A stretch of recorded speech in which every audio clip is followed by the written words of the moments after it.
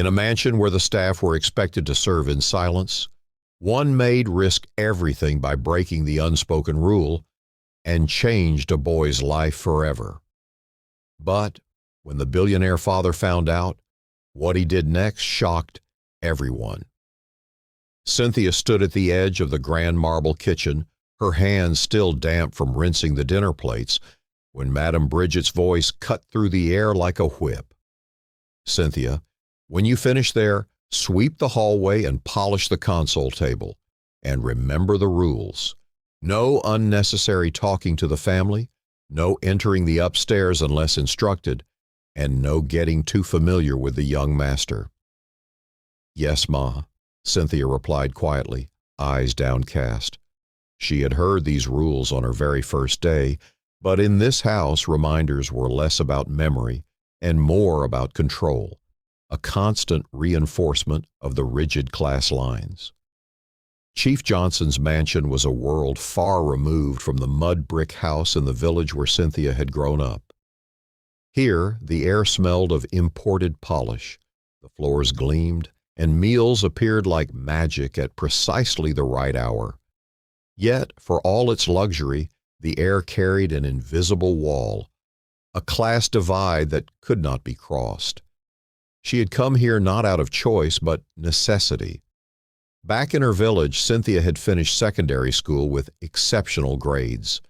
Her teachers had often singled her out not just for her own understanding, but for her innate ability to simplify complex ideas, making them click for her struggling classmates. They told her she could go far, that she had a mind built for teaching, for explaining. But when her father died and her mother fell ill, university became an impossible dream. For 2 years, she worked odd jobs, washing clothes, hawking fruit, even assisting at a small provision shop. She saved what she could, but each time she got close to a meaningful amount, another crisis came. Her mother's medicine, a leaking roof in the rainy season. When a family friend told her that Chief Johnson in Lagos was looking for a maid, she agreed without hesitation. The pay was small, but it included meals and a place to sleep. Still, it was hard not to feel invisible here. The family treated her with politeness, but there was no warmth. The Johnsons lived in one world, the staff in another, and no one embodied that divide more than their only son, David. David was 10 years old with a closet full of neatly pressed uniforms and a bedroom larger than the entire front half of Cynthia's village home.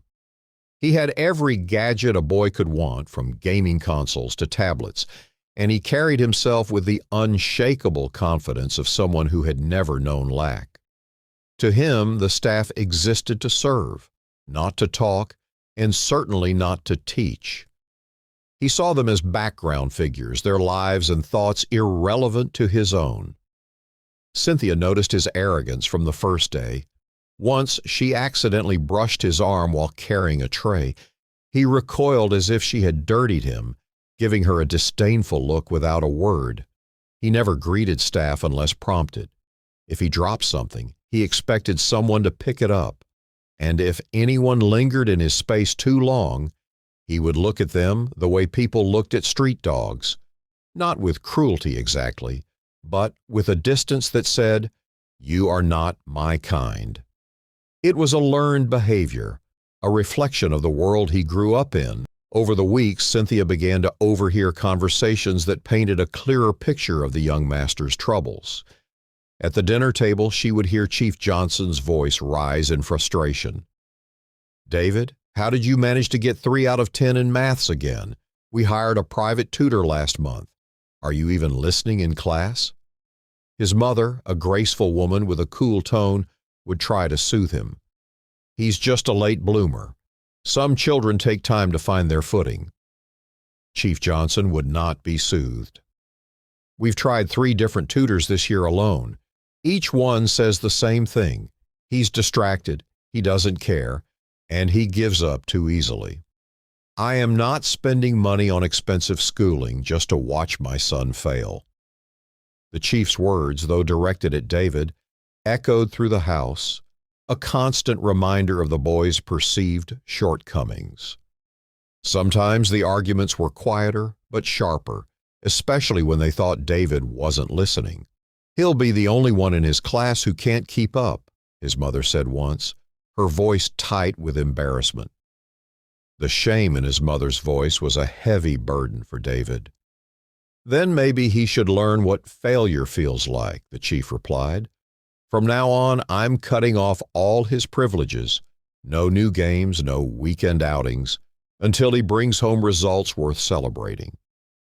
For David, these punishments felt less like motivation and more like a confirmation of his own inadequacy. Cynthia heard all of this from the background, stacking plates or refilling water glasses. She said nothing, but she noticed the way David's shoulders hunched lower each week, the way his laughter around the house grew quieter. She saw a boy struggling, not necessarily with a lack of intelligence, but with a lack of understanding and motivation. The breaking point came one evening when she found him in the study, staring blankly at an open notebook, his eyes red-rimmed and a single tear tracing a path down his cheek. He looked utterly defeated. "Master David," she said softly, her voice gentle, "what is it? Are you all right?" He sniffed and quickly wiped his face, turning away from her. "I'm fine," he mumbled, his voice thick with unshed tears. "Just leave me alone." The last thing he wanted was the maid seeing him like this. Her eyes flicked to the open notebook. The page was filled with half-written answers, some crossed out, others blank. It was a jumble of confusion and frustration. "Is this your homework?" she asked, her tone still soft, non-judgmental. He gave her a hard look, his eyes still red. "Why do you care?" he snapped, the arrogance a thin veil over his embarrassment. "You're just the maid. What would you know about any of this?" He expected her to back away, to accept the boundary he was trying to enforce. She felt the sting but kept her voice steady, refusing to be dismissed. "I know enough to see you're upset," she said, "and I know enough to see you're struggling with this. Let me help you." He snorted, a sound of pure disbelief. "Help? How?" he challenged. "Unless you're going to magically make me smart overnight, forget it. My dad says if I fail again, he's not buying me anything ever again. No more games, no new shoes. And I've already failed twice this term." The weight of his father's expectations and the fear of further punishment were heavy on him. She stepped closer, a quiet determination in her posture. "I can explain it to you," she said. "Just let me try. Sometimes all it takes is a different way of looking at things." David shook his head, a weary gesture. "Look, you don't get it," he said, his voice laced with frustration. "They've had university graduates come here to tutor me. Expensive tutors. They couldn't help. How can you?" Cynthia didn't flinch. She met his gaze, her own eyes calm and steady. "Because I finished secondary school myself," she said, "and I didn't just finish. I excelled. I understand this work, and I understand how to explain it so it makes sense. Give me one question, and I'll show you." It wasn't a boast, but a simple statement of fact delivered with quiet confidence. He hesitated, eyes narrowing as he considered her offer. The desperation to avoid another failure warred with his ingrained sense of class. "Fine," he said at last, a grudging acceptance in his tone. "But if you mess it up, I'm telling Madam Bridget you were disturbing me." It was a last attempt to maintain some control, some semblance of the established order. "Fair enough," she said, a small smile touching her lips as she took a seat opposite him. The question was a word problem about fractions, a concept that had consistently tripped him up.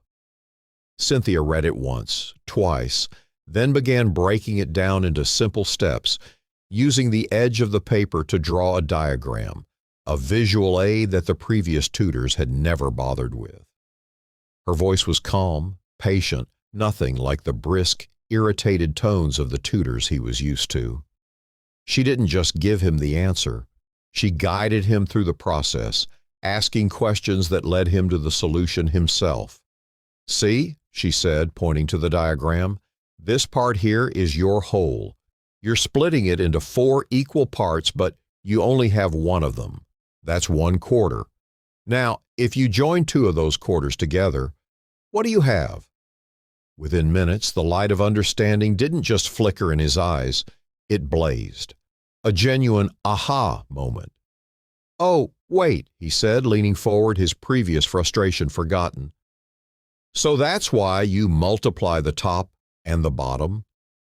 "Exactly," she said with a larger smile this time, seeing the spark of comprehension.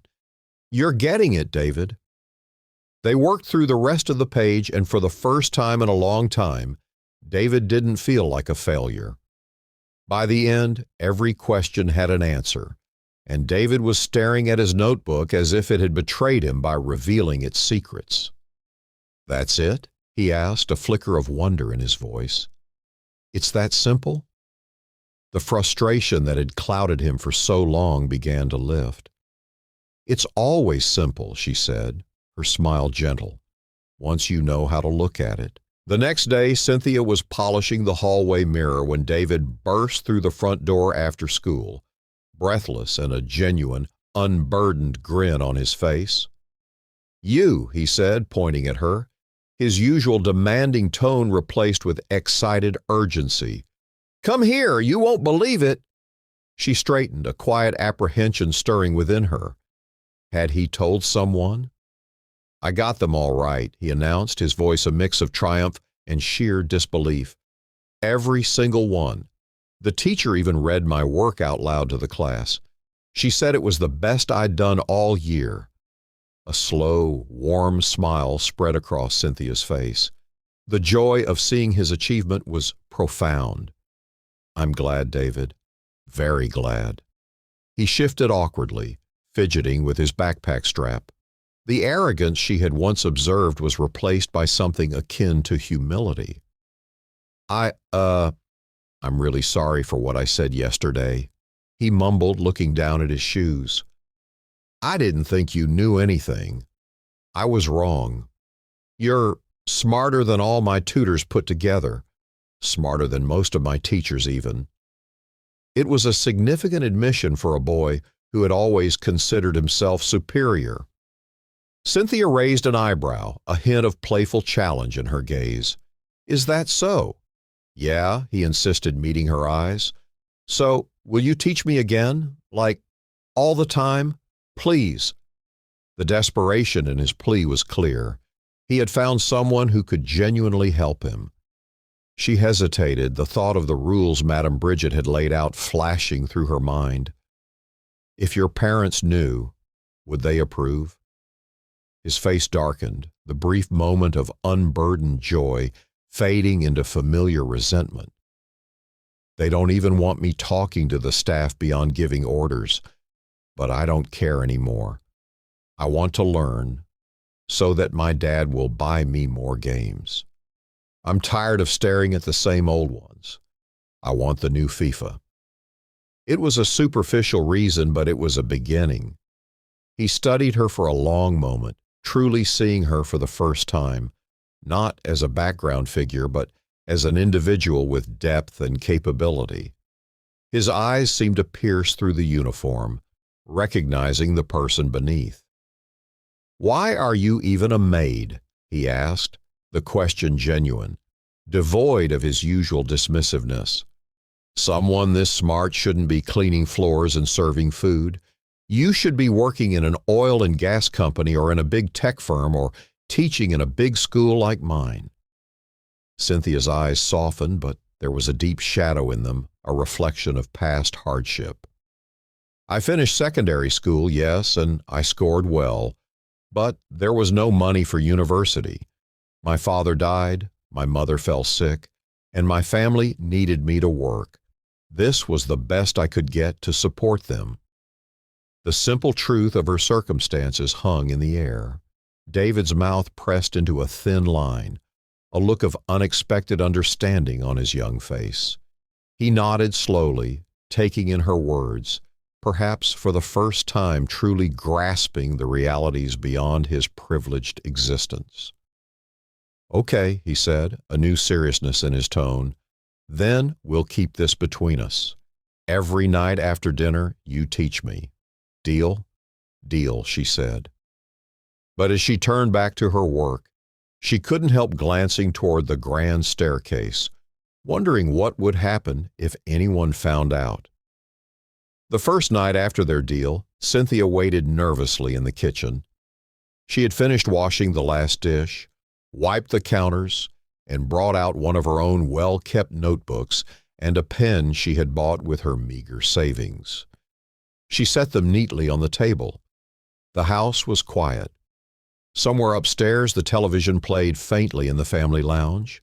A clock ticked on the wall, each second dragging. She wondered if David would actually come.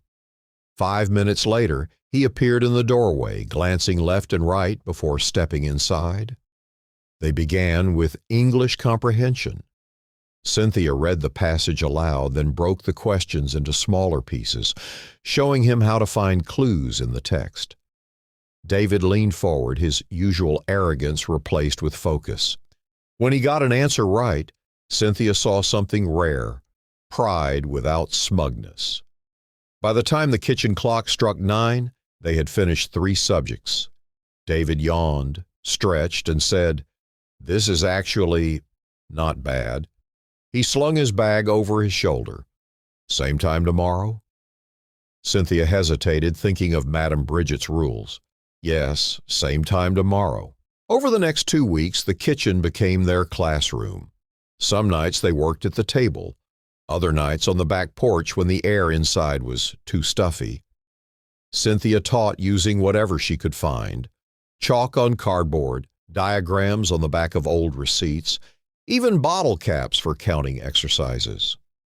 She learned David struggled with abstract concepts, so she made everything tangible. For a multiplication problem, she'd arrange grains of rice.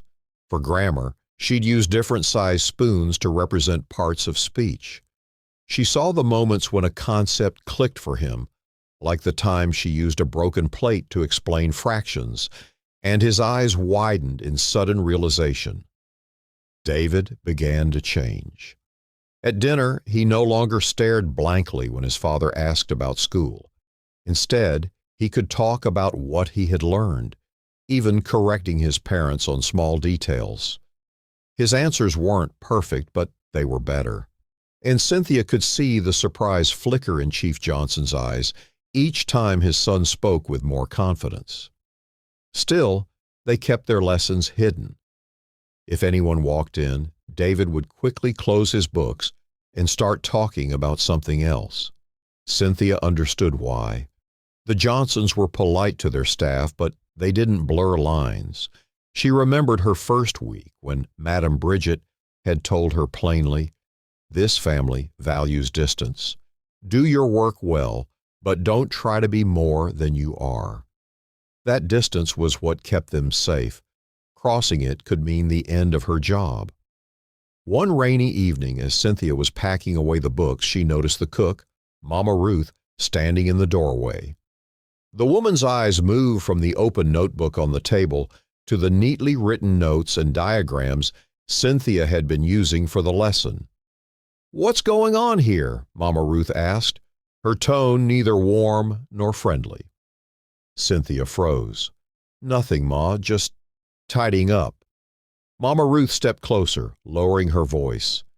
"I've been in this house long enough to know when nothing is something. Are you teaching the young master?" Cynthia's mouth went dry. "He asked for help with his homework." Mama Ruth sighed. "Listen to me, child.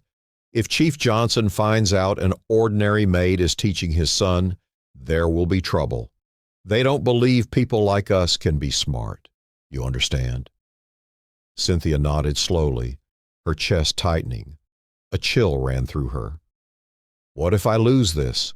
What if I've risked everything for nothing?"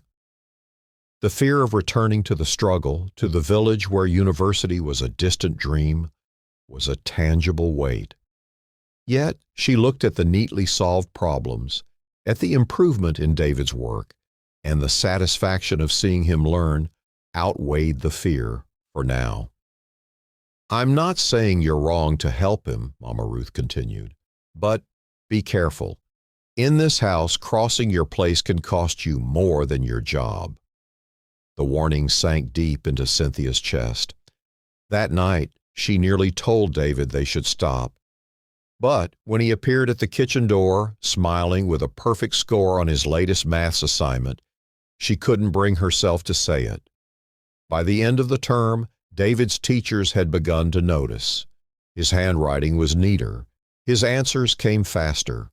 In group work, he actually participated. Cynthia knew this because he told her every evening, his voice full of quiet excitement. One night, he dropped into the chair across from her, a grin spreading across his face. "You won't believe what happened today. Mrs. Adebayo, my maths teacher, said I'm one of her most improved students. She even told my parents in the school report." Cynthia smiled, but a knot of anxiety formed in her stomach. Praise from the teachers meant questions at home, and questions at home could lead to answers neither of them was ready to give. Still, she told herself, they would deal with that later. For now, David was learning. And for the first time since she had stepped into this house, she was doing something that truly mattered. The first sign of trouble came one Thursday evening. Dinner was in full swing, and Cynthia was moving quietly between the kitchen and the dining room, topping up water glasses and collecting empty plates. David was unusually talkative, answering his father's questions about school with more confidence than she had ever heard. When dessert was served, Mrs. Johnson smiled and said, "Oh, by the way, David's teachers called today. They're very impressed. They said he's among the most improved in the class this term." Chief Johnson raised an eyebrow. "Is that so?" "Yes," his wife continued. "They said whatever we're doing is working. I suppose all those tutors finally made an impact." Cynthia's hand tightened on the serving tray. She glanced at David, half expecting him to say something, but he only smiled faintly and kept eating. "That's good news," the chief said, leaning back in his chair. "I told you, if you keep the pressure on and give him the right resources, he'll come around. I'll have to call that last tutor and thank him." Cynthia felt a quiet pang. She wasn't looking for praise, but the way the family congratulated themselves made her heart ache. Still, she knew this was part of the deal. Her role was to teach in the shadows. A week later, the shadows disappeared. It was a warm evening, and the hum of the generator filled the air. David had rushed through dinner, eager to get to the kitchen for their lesson. They were deep into a science diagram, Cynthia drawing arrows to label the parts of a plant, when a sudden voice cut through the room. "What is going on here?" Cynthia froze. David's pencil stopped mid-line. They turned to see Chief Johnson standing in the doorway, his tall frame blocking the light from the hall. His eyes swept over the table, the open notebook, the neatly written notes, and the textbook spread between them. Cynthia's heart slammed against her ribs. She had heard that tone before, aimed at staff who had crossed lines. Her mind raced with Mama Ruth's warning. If they find out, it could cost you more than your job. "Father, David began, but the chief's eyes didn't leave Cynthia. "Explain," he said, his voice low but sharp. Cynthia opened her mouth, then closed it again. Her throat felt tight.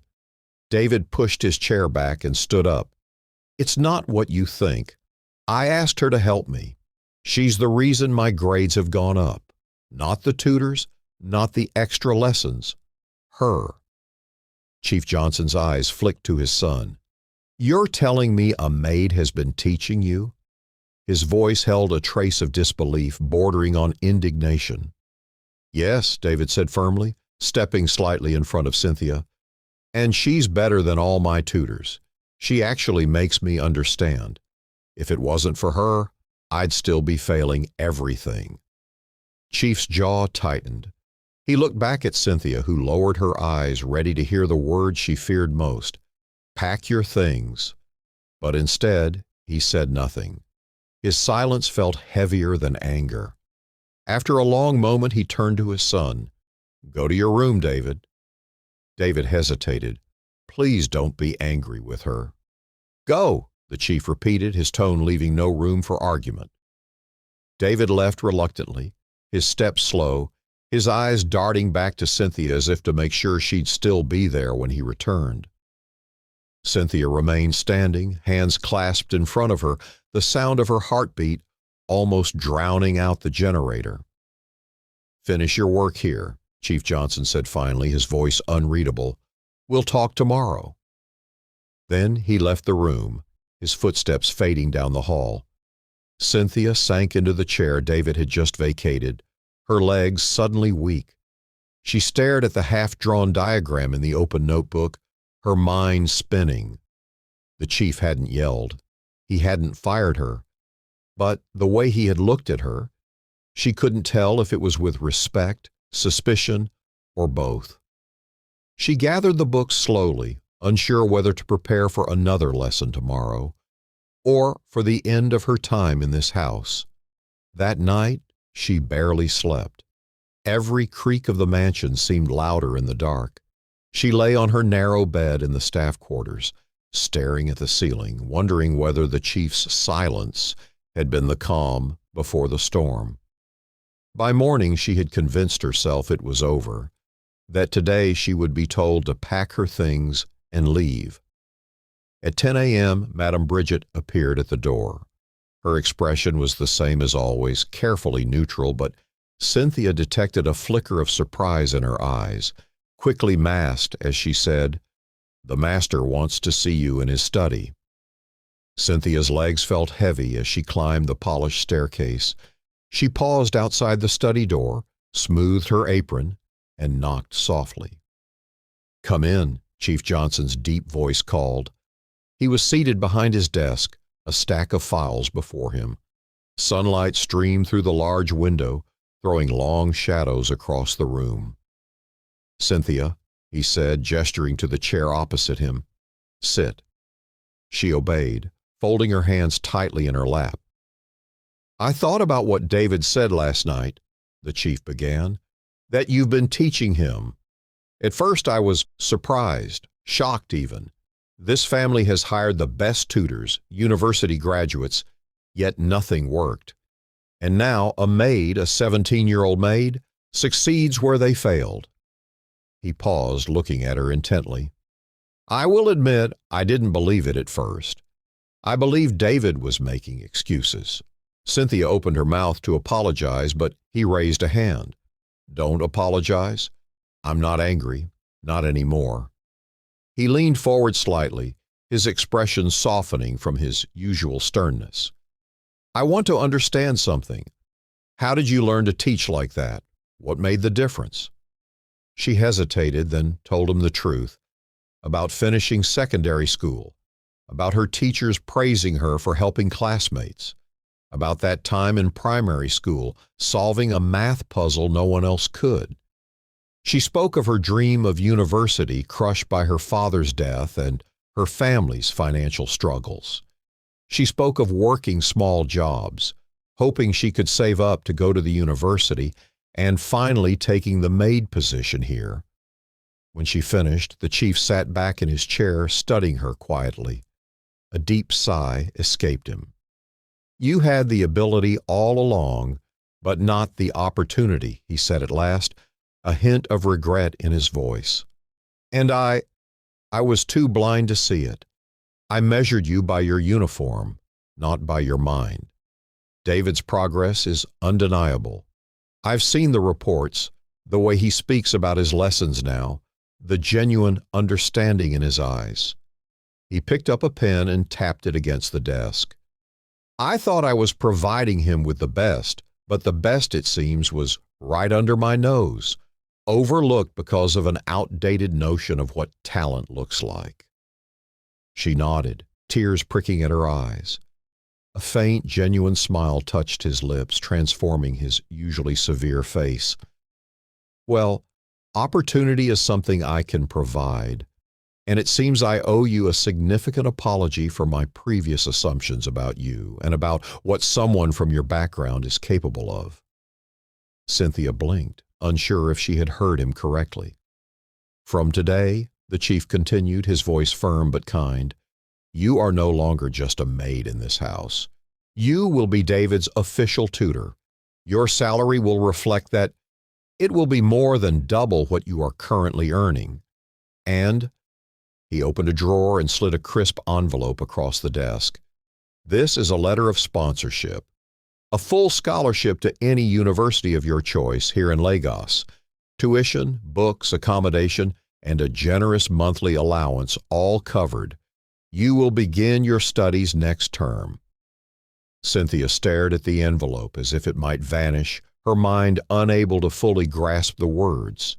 A full scholarship? University? Sir, I don't know what to say. Her voice was barely a whisper. Say you'll make the most of it, he said simply, a knowing look in his eyes. Her eyes burned, tears finally spilling over. I will, sir. I promise I will. When she left the study, the other staff noticed the change immediately. She walked differently, not with arrogance, but with a quiet pride and a newfound lightness in her step. Even Madame Bridget, who had been waiting in the hall, looked at her with a flicker of something new in her eyes, not quite understanding, but a hint of deference. That evening, David bounded into the kitchen, grinning. So, what happened? She smiled at him, a wide, joyful smile. Let's just say you don't have to sneak in for lessons anymore, and neither do I. She held up the envelope. I'm going to university, David. He stared at the envelope, then at her, his grin widening. Seriously? That's amazing. I knew you were smart enough. He then paused, his brow furrowed in mock concern. Wait, does that mean you won't be teaching me anymore? She laughed. Don't worry. You'll still have me as your tutor. I'll just have my own studies to do now, too. Good, he said with a sigh of relief. Because I was tired of making excuses for why I was always getting water. 2 months later, Cynthia stood in front of the university gates in a crisp white blouse and navy skirt, clutching her admission letter. Behind her, the city roared with the noise of buses and street vendors, but in her chest there was only stillness, the stillness of a dream finally within reach. She thought of her first day in the mansion, of Madame Bridget's rules, of the way David had once looked at her as just a maid. She thought of her mother back in the village, the sacrifices, the nights she had gone to bed hungry to save a little more money.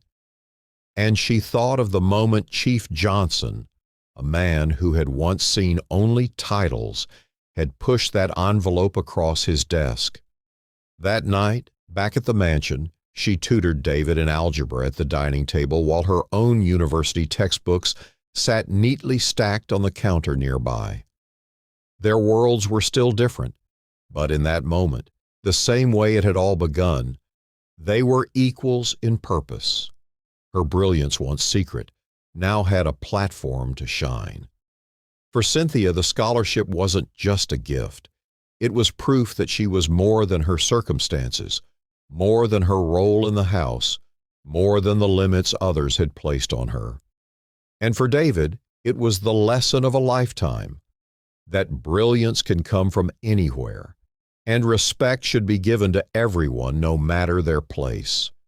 And so, the girl they once dismissed as just a maid became the reason a young boy found his confidence, and the reason her own dreams came alive again. Cynthia's story is a reminder that a person's value isn't measured by titles or appearances, but by their heart, their mind, and their determination to rise. Opportunities often come from the most unexpected places, and the people we overlook may be the very ones holding the keys to our future. If Cynthia's story touched your heart today, tell us in the comments. What did you learn from her journey? And remember to like, share, and subscribe so you don't miss the next inspiring story